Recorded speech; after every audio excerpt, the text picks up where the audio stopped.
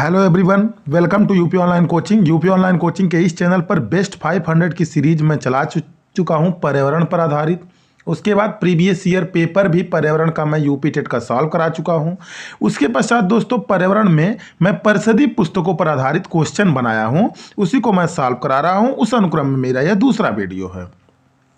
और पिछला वीडियो आपने देखा होगा, टोटल क्वेश्चन जो भी मैंने कलेक्ट किया था सब परिषदीय पुस्तकों पर आधारित था। तो विलंब न करते हुए बढ़ते हैं आज के पहले प्रश्न पर। ध्यान रखिएगा, इसमें ज़्यादा एक्सप्लेन मैं नहीं करूंगा, केवल क्वेश्चन और उत्तर बतलाऊंगा। लेकिन आप कोई भी परिषदीय पुस्तक जो SCRT यूपी 1 से 8 तक की पुस्तकें हैं, उनसे अगर पर्यावरण की किताबों को पढ़ेंगे तो आप पाएंगे कि ये सारे क्वेश्चन उन किताबों में दिए गए हैं और उनके आने की संभावना एग्जाम में काफ़ी प्रबल रहती है। तो बढ़ते हैं पहले प्रश्न पर। वेटलैंड दिवस मनाया जाता है कब? 2 फरवरी को। वेटलैंड दिवस कब मनाया जाता है दोस्तों? 2 फरवरी को। 2 फरवरी अर्थात कल। आज 1 फरवरी है।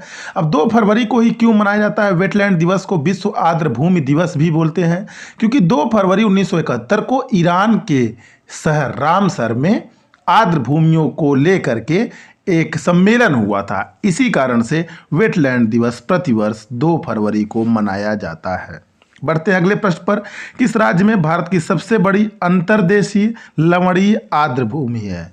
भारत के किस राज्य में सबसे बड़ी अंतर्देशीय लवणीय आर्द्र भूमि है? तो गुजरात में सबसे बड़ी अंतर्देशीय लवणीय थोड़ा सा गलत लिखा गया है, लवणीय आर्द्र भूमि है। भारत में आर्द्र भूमियों के अंतर्गत सर्वाधिक क्षेत्र वाला राज्य दोस्तों कौन सा है? गुजरात है।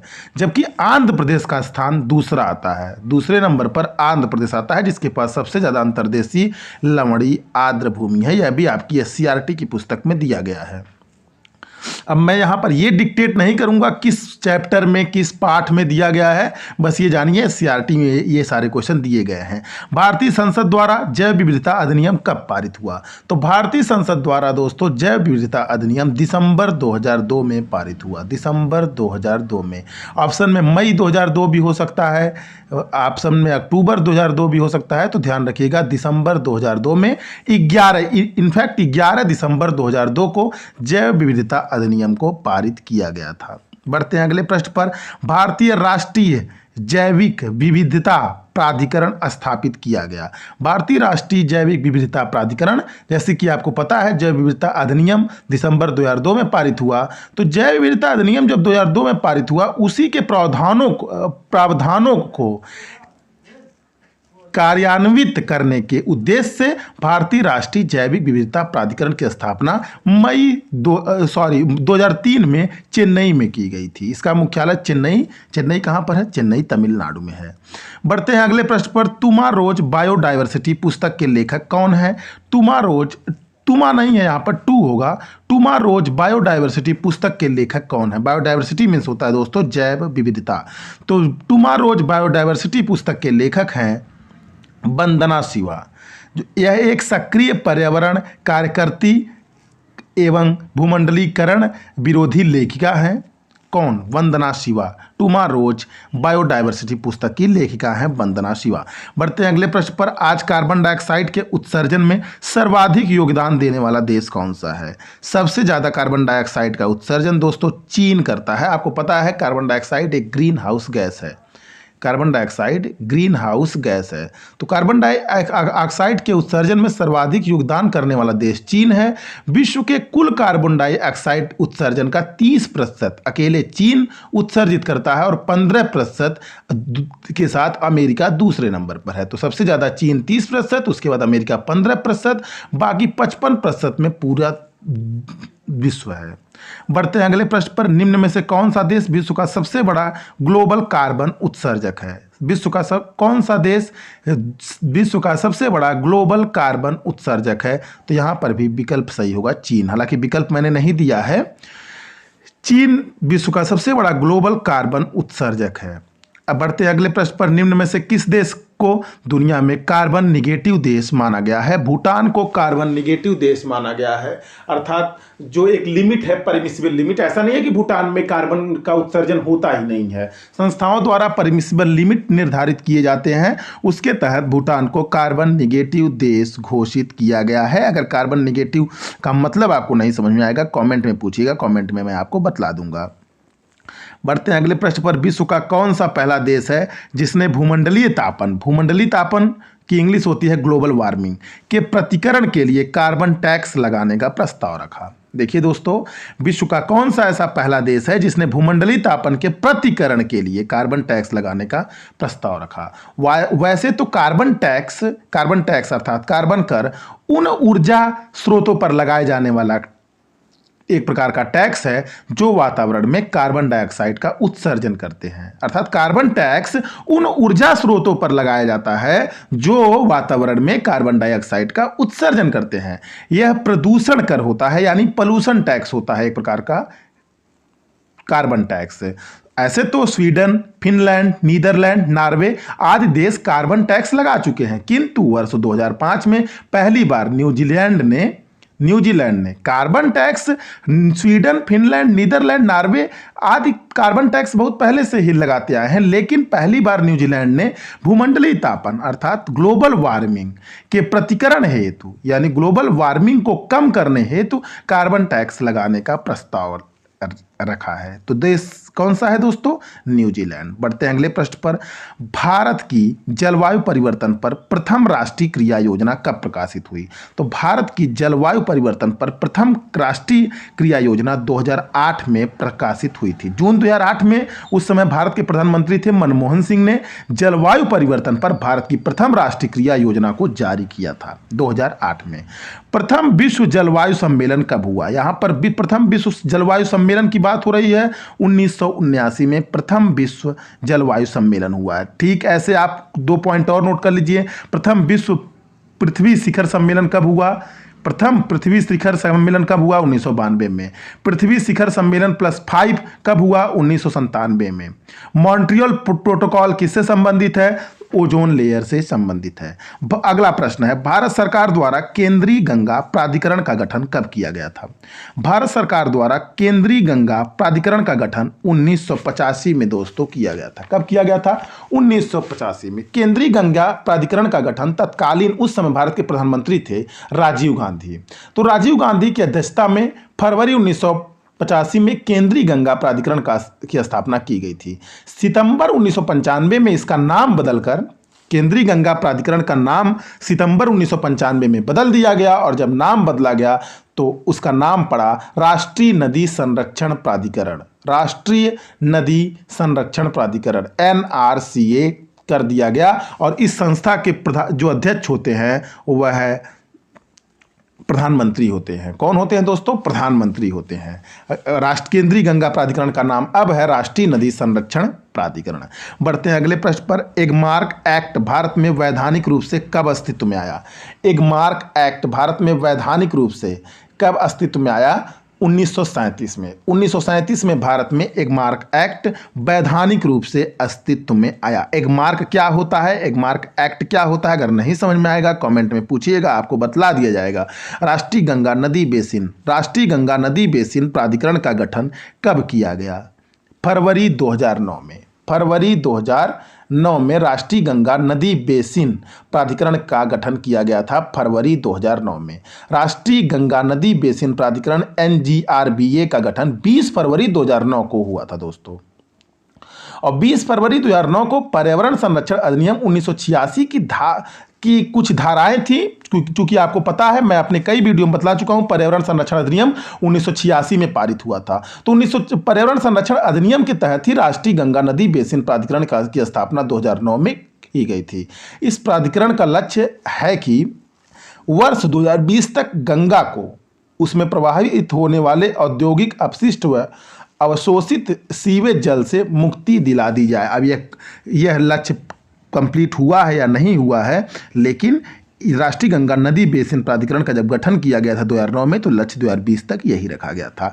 बढ़ते हैं अगले प्रश्न पर। अगला प्रश्न क्या है? यमुना एक्शन प्लान औपचारिक रूप से कब प्रारंभ किया गया? तो यमुना एक्शन प्लान औपचारिक रूप से 1993 में प्रारंभ किया गया था। गंगा कार्य योजना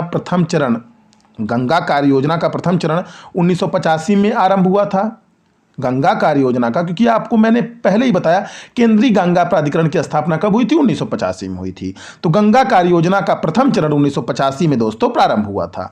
यमुना कार्य योजना तथा गोमती कार्य योजना को अप्रैल 1993 में गंगा कार्य योजना द्वितीय चरण के साथ अनुमोदित कर दिया गया था। कहने का मतलब यह है, गंगा कार्य योजना की शुरुआत 1985 में हुई थी और यमुना कार्य योजना और गोमती कार्य योजना की शुरुआत 1993 में हुई थी। मोटे मोटे शब्दों में ये जान लीजिए, 1985 में गंगा कार्य योजना का प्रथम चरण था, 1993 में गंगा कार्य योजना का द्वितीय चरण था और द्वितीय चरण के समय ही गोमती कार्य योजना और यमुना कार्य योजना को भी शुरू कर दिया गया 1993 में। यमुना कार्य योजना का प्रथम चरण अप्रैल 1993 से शुरू हुआ था, 2003 तक कार्यान्वित किया गया। यमुना कार्य योजना का द्वितीय चरण दोस्तों 2004 से प्रारंभ हुआ था। यह सब आवश्यक नहीं है, बस आपको यह जानना है यमुना कार्य योजना और गोमती कार्य योजना मीन्स एक्शन प्लान 1993 में शुरू हुआ था। गंगा कार्य योजना 1985 में शुरू की गई थी। निम्न में से दक्षिण गंगोत्री के नाम से कौन जाना जाता है? तो देखिए दोस्तों, दक्षिण गंगोत्री के नाम से जाना जाता है भारत का प्रथम अंटार्कटिका शोध केंद्र। भारत का प्रथम अंटार्कटिका शोध केंद्र दक्षिण गंगोत्री के नाम से जाना जाता है। इसकी स्थापना 1983-84 में की गई थी। अभी अंटार्कटिका में भारत के 3 शोध केंद्र हैं। अंटार्कटिका में भारत के कितने शोध केंद्र हैं? 3 शोध केंद्र हैं। एक का नाम आपको यहां पर स्क्रीन पर दिखाई दे रहा है, दक्षिण गंगोत्री है। 2 और हैं, उनका नाम अगर आपको पता है तो कमेंट में जरूर बताएं। बढ़ते हैं अगले प्रश्न पर। अगला प्रश्न क्या है? केंद्रीय शुष्क क्षेत्र अनुसंधान संस्थान, केंद्रीय शुष्क क्षेत्र अनुसंधान संस्थान काजरी कहां पर अवस्थित है? तो जोधपुर में। जोधपुर कहां है? तो राजस्थान में। जोधपुर कहाँ है दोस्तों? तो राजस्थान में। अब इसे इंग्लिश में क्या बोलते हैं? केंद्रीय शुष्क क्षेत्र अनुसंधान संस्थान को इंग्लिश में बोलते हैं central arid zone research institute. Central arid zone research institute कहाँ स्थित है? तो जोधपुर में स्थित है और जोधपुर राजस्थान में स्थित है। बढ़ते हैं अगले प्रश्न पर। Indian institute of ecology and environment, ये इन्वायरमेंट है। Indian institute of ecology and environment कहाँ अवस्थित है? तो नई दिल्ली में अवस्थित है। कहाँ पर? Indian institute of ecology and environment नई दिल्ली में अवस्थित है। इसकी स्थापना विश्व पर्यावरण दिवस के अवसर पर 5 जून 1980 को हुई थी। कब? 5 जून 1980 को हुई थी, क्योंकि 5 जून को प्रत्येक वर्ष हम विश्व पर्यावरण दिवस मनाते हैं दोस्तों, और पर्यावरण दिवस 1973 से 5 जून को मनाया जाता है। प्रत्येक वर्ष दिया जाने वाला इंदिरा गांधी पर्यावरण पुरस्कार का आधार क्या है? मतलब किस चीज को आधार मान करके प्रत्येक वर्ष इंदिरा गांधी पर्यावरण पुरस्कार दिया जाता है? पर्यावरण के क्षेत्र में सार्थक योगदान को आधार माना जाता है। केंद्रीय पर्यावरण एवं वन मंत्रालय द्वारा 1987 में इस पुरस्कार को स्थापित किया गया था। इसका नाम है इंदिरा गांधी पर्यावरण पुरस्कार पर्यावरण। 1987 में इस पुरस्कार को स्थापित किया गया था। बढ़ते हैं अगले प्रश्न पर। विज्ञान के निम्न क्षेत्र में से किस एक में बोरलाग पुरस्कार दिया जाता है? तो कृषि के क्षेत्र में। विकल्प में रह सकता है कृषि, औषधि, अंतरिक्ष अनुसंधान, परमाणु भौतिकी, ऐसे कुछ भी रह सकता है। ये सभी विज्ञान के क्षेत्र हैं, तो कृषि के क्षेत्र में। क्योंकि दोस्तों नॉर्मन बोरलॉग को क्या बोला जाता है? Father of green revolution in world.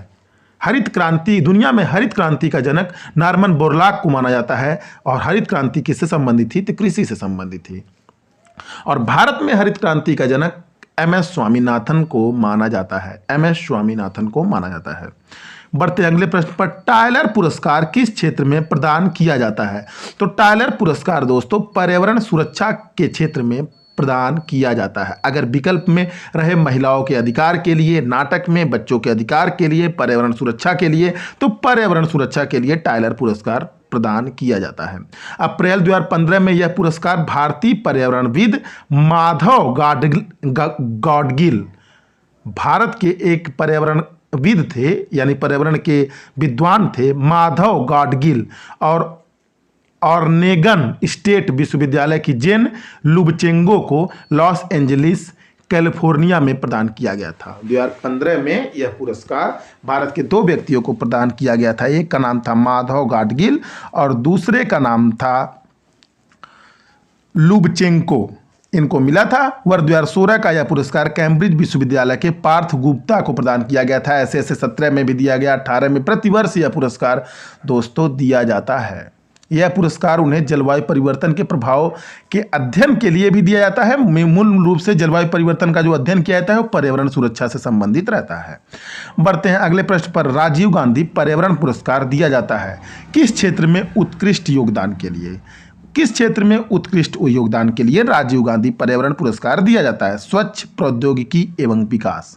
स्वच्छ प्रौद्योगिकी एवं विकास। राजीव गांधी पर्यावरण पुरस्कार केंद्रीय पर्यावरण व वन मंत्रालय द्वारा दिया जाता है। केंद्रीय पर्यावरण व वन मंत्रालय द्वारा यह पुरस्कार दिया जाता है किस क्षेत्र में उत्कृष्ट योगदान के लिए? तो स्वच्छ प्रौद्योगिकी एवं विकास। स्वच्छ प्रौद्योगिकी एवं विकास के क्षेत्र में योगदान के लिए।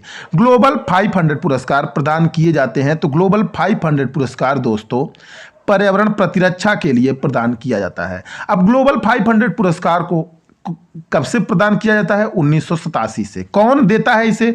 UNEP. United Nation environmental programme, संयुक्त राष्ट्र पर्यावरण कार्यक्रम। संयुक्त राष्ट्र पर्यावरण कार्यक्रम की स्थापना कब हुई थी? 1972 को हुई थी।